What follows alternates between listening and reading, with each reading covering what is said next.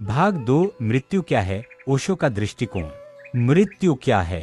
साधारण शब्दों में कहा जाए तो मृत्यु का मतलब है जीवन का अंत, शरीर का रुक जाना, सांसों का थम जाना, धड़कनों का शांत हो जाना। लेकिन क्या सिर्फ इतना ही है मृत्यु? क्या मृत्यु केवल शरीर के रुकने का नाम है? क्या मृत्यु उस क्षण का नाम है जब डॉक्टर कहे अब ये नहीं रहे? ओशो इस पर एक गहरी रोशनी डालते हैं। वे कहते हैं मृत्यु शरीर की घटना है, आत्मा की नहीं। तुम जो हो वह कभी मर नहीं सकता, क्योंकि वह कभी जन्मा ही नहीं। यह बात सुनने में अजीब लग सकती है, लेकिन यही ओशो की क्रांति है। मृत्यु एक प्रक्रिया है, घटना नहीं। ओशो समझाते हैं कि मृत्यु कोई अचानक घटने वाली घटना नहीं है, यह एक सतत चलने वाली प्रक्रिया है। हम हर दिन मर रहे हैं, हमारा शरीर हर पल बदल रहा है। हर 7 साल में हमारा पूरा शरीर नया हो जाता है। तो क्या पुराना शरीर मर नहीं गया? हमारी सोच, भावनाएं, इच्छाएं सब धीरे धीरे बदलती हैं, खत्म होती हैं और नई जन्म लेती हैं। हर रात सोते समय हम मृत्यु का अभ्यास करते हैं। हम सब कुछ छोड़ देते हैं, शरीर की चेतना, समय का भान, इच्छाओं की हलचल। पर सुबह उठते ही फिर सब शुरू हो जाता है। ओशो कहते हैं अगर तुम जागरूक होकर सो सको तो हर नींद भी एक छोटी मृत्यु बन सकती है। मृत्यु का विरोध मत करो, उसे समझो। हमारी सबसे बड़ी भूल यह है कि हम मृत्यु से लड़ते हैं।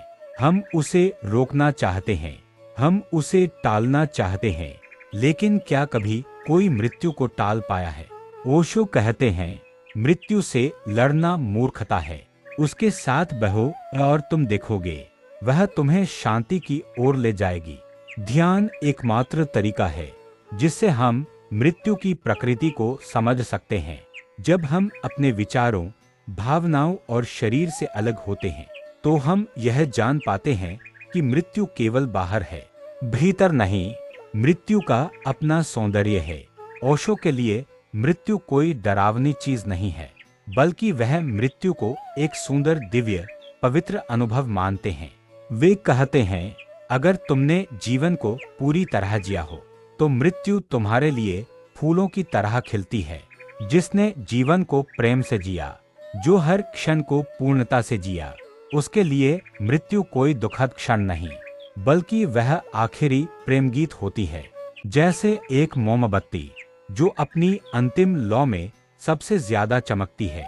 मृत्यु को जानने का एकमात्र उपाय भीतर जाना। ओशो कहते हैं कि मृत्यु को कोई बाहर से नहीं समझ सकता। यह कोई विचार नहीं, कोई किताब नहीं, कोई तर्क नहीं। यह एक अनुभव है और अनुभव हमेशा भीतर होता है। ध्यान के माध्यम से हम मृत्यु को भीतर से देख सकते हैं। मृत्यु का अनुभव केवल एक बार शरीर से अलग होकर नहीं, बल्कि हर दिन थोड़ी थोड़ी चेतना छोड़ने से होता है। हर बार जब हम स्वयं को शरीर नहीं मानते, हर बार जब हम स्वयं को नाम या पहचान से अलग समझते हैं, हम मृत्यु को छूने लगते हैं। मृत्यु का अर्थ है अहंकार का अंत। मृत्यु का भय शरीर का नहीं होता, मृत्यु का भय मैं का होता है। ओशो कहते हैं मृत्यु अहंकार का अंतिम विसर्जन है। जो यह मानता है कि मैं हूँ, उसी को मृत्यु से डर लगता है। ध्यान हमें यह अनुभव देता है कि मैं कोई स्थायी चीज नहीं है। यह एक भ्रम है जो विचारों, यादों और सामाजिक पहचान से बना है। जब हम इस भ्रम को छोड़ते हैं तो मृत्यु हमें छू भी नहीं पाती। मृत्यु के बाद क्या होता है?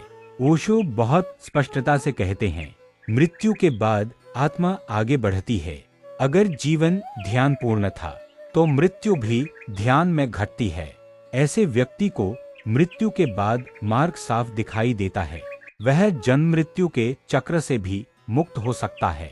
लेकिन जो अंधेपन में मरता है वह फिर किसी नए शरीर की तलाश में निकल पड़ता है। निष्कर्ष ओशो के अनुसार मृत्यु कोई शत्रु नहीं है, यह कोई समस्या नहीं है, यह तो एक अवसर है भीतर की यात्रा का, पूर्णता के अनुभव का और अंतिम मुक्ति का। जिसने मृत्यु को गहराई से देखा है उसके लिए मृत्यु एक मित्र है। वह डर नहीं देती, बल्कि एक नया द्वार खोलती है। भाग 2 समाप्त। हम मिलते हैं अगला भाग 3 में।